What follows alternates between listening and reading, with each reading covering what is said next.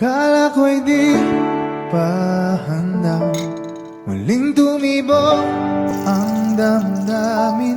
Ngunit bigla kang dumating sa buhay ko.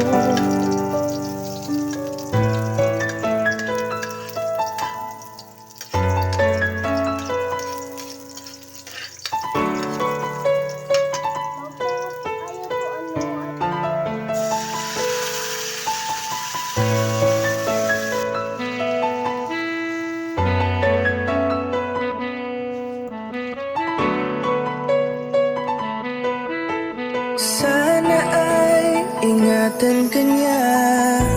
Hindi ko kayang makitang lumuluha ka. Kaya sobrang sakit sa akin na bitawan ka. Ngunit ngayon ay hindi na pwede. Tayo'y napagod, sa labay natalo.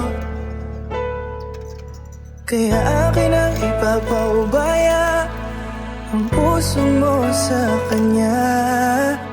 Alam ko naman na siya na ang gusto mo, hindi ka lang nagsasalita.